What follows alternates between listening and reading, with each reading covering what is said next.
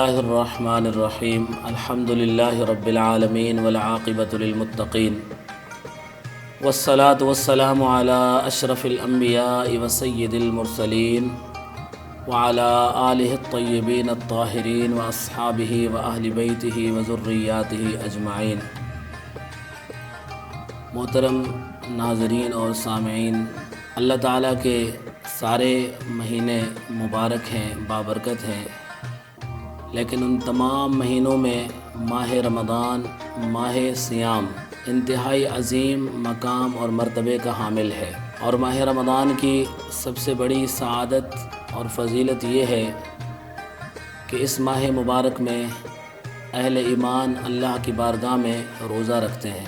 قرآن کریم میں اللہ جل شانہ نے ارشاد فرمایا، یا ایھا الذین آمنوا کتب علیکم الصیام کما کتب علی الذین من قبلکم لعلکم تتقون۔ اے ایمان والو، تم پر روزے فرض کیے گئے جیسا کہ تم سے پہلے لوگوں پر روزے فرض کیے گئے، اور یہ روزے اس لیے تم پر فرض کیے گئے تاکہ تم متقی اور پرہیزگار بن جاؤ۔ تاریخ اسلام ہمیں یہ بتاتی ہے کہ روزہ ہجرت کے 1.5 سال اور تحویل قبلہ کے واقعے کے بعد 10 شعبان المعظم کو فرض کیا گیا، اور قرآن پاک میں سورہ احزاب میں اللہ تعالیٰ نے جو ترتیب بیان کی ہے اس سے یہ پتہ چلتا ہے کہ پہلے نماز فرض کی گئی، پھر زکوٰۃ فرض کی گئی، اور پھر روزے فرض کیے گئے۔ عالم اسلام کی مشہور و معروف ہستی علامہ علاء الدین حصکفی علیہ الرحمہ نے ان عبادات کی فرضیت کی یہی ترتیب بیان فرمائی ہے۔ چنانچہ ارشاد باری تعالیٰ ہے، والخاشعین والخاشعات والمتصدقین والمتصدقات والصائمین والصائمات۔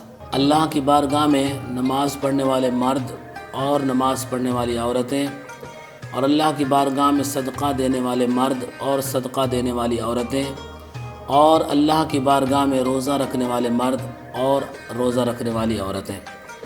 یہ جو ترتیب سورہ احزاب میں بیان کی گئی ہے، نماز، زکوٰۃ اور روزہ، ان عبادات کی فرضیت کی بھی یہی ترتیب ہے۔ جب ماہ رمضان سایہ فگن ہوتا ہے تو جنت کے دروازے کھول دیے جاتے ہیں اور جہنم کے دروازے بند کر دیے جاتے ہیں، اور شیاطین اور سرکش جنات کو زنجیروں سے جکڑ دیا جاتا ہے۔ اور اللہ کے نبی صلی اللہ علیہ وسلم نے یہ بھی فرمایا کہ جب ماہ رمضان آتا ہے تو آسمانوں کے دروازے اور رحمت کے دروازے بھی کھول دیے جاتے ہیں۔ حضرت سہل بیان کرتے ہیں کہ جنت میں ایک دروازہ ہے جس کا نام ہے ریان۔ اس دروازے سے وہی لوگ داخل ہوں گے جو روزے دار ہوں گے۔ کہا جائے گا، کہاں ہیں روزے دار؟ روزے داروں کو پکارا جائے گا تو جو روزے دار ہوں گے وہ کھڑے ہو جائیں گے، اور وہ اس دروازے سے جنت میں داخل ہوں گے، اور پھر ان کے داخلے کے بعد وہ دروازہ بند کر دیا جائے گا، اور پھر اس دروازے سے کوئی بھی جنت میں داخل نہیں ہو سکے گا۔ حضرت ابو سعید خدری رضی اللہ تعالی عنہ بیان کرتے ہیں کہ رسول اللہ صلی اللہ علیہ وسلم نے ارشاد فرمایا، جو شخص ایک دن اللہ کی راہ میں روزہ رکھتا ہے، اللہ تعالیٰ اس کے چہرے کو جہنم سے 70 سال کی مسافت دور فرما دیتا ہے۔ سبحان اللہ! یہ صرف ایک روزہ رکھنے کی برکت ہے کہ ایک روزہ اللہ کی رضا کی خاطر، اللہ کی خوشنودی کے حصول کی خاطر، اپنے رب کریم کو خوش کرنے اور راضی کرنے کی خاطر جو کوئی مومن یا مومنہ رکھتا ہے، اللہ تعالیٰ اس پر یہ انعام نازل فرماتا ہے۔